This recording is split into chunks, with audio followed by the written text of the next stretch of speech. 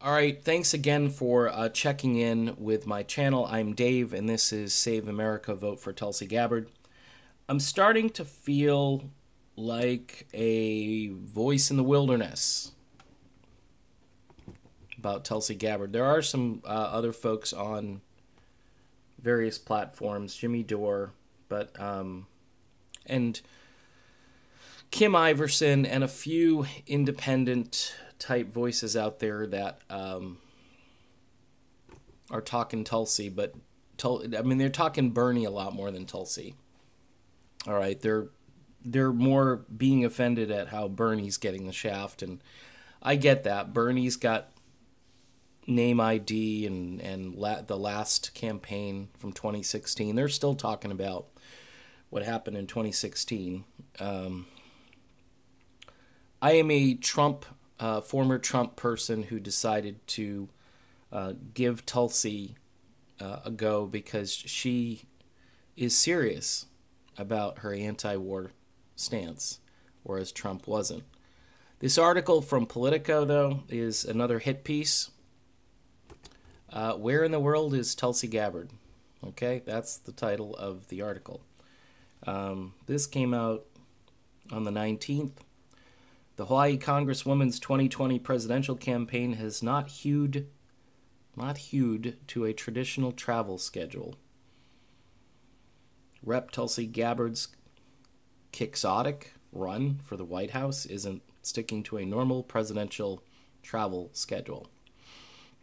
So right off the bat, the headline, where's Tulsi?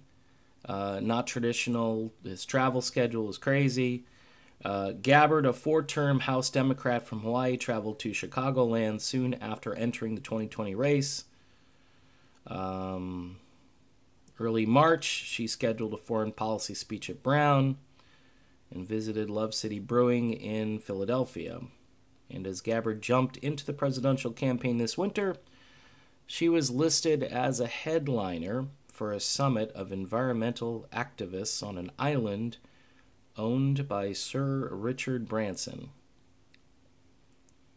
The underdog presidential, underdog. She's an underdog.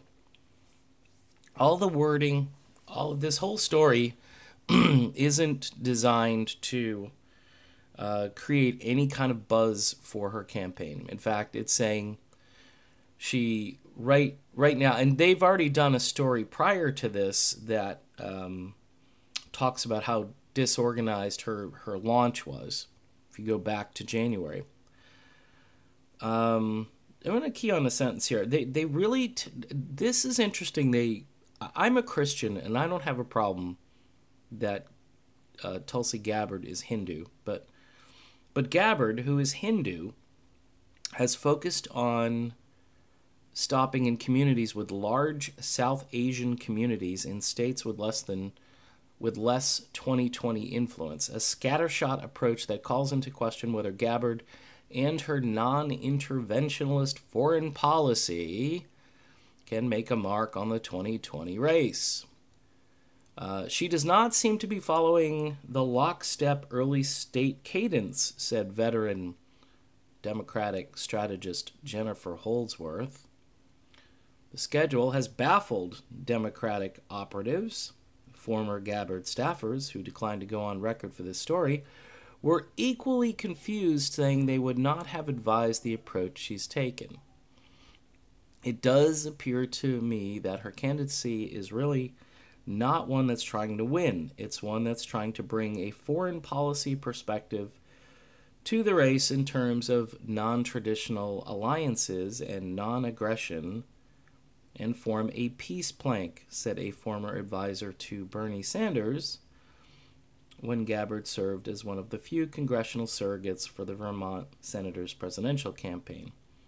So she doesn't care about going to South Carolina because she's not legitimately trying to seize the nomination. Gabbard's campaign declined to comment.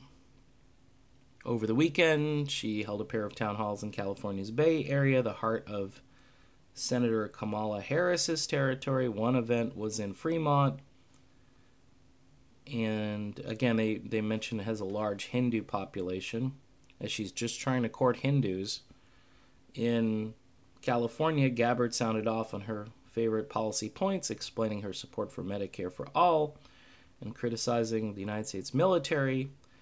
Gabbard warned that wars in Afghanistan and Iraq have cost the country trillions of dollars out of our pockets for healthcare, infrastructure, education, clean energy, she said in Fremont, according to the San Francisco Chronicle. Now, that's what she actually said. You can see the speech online if you care to view it. Gabbard added, "We cannot address these challenges, we cannot make these bold investments unless we end these wasteful regime change wars."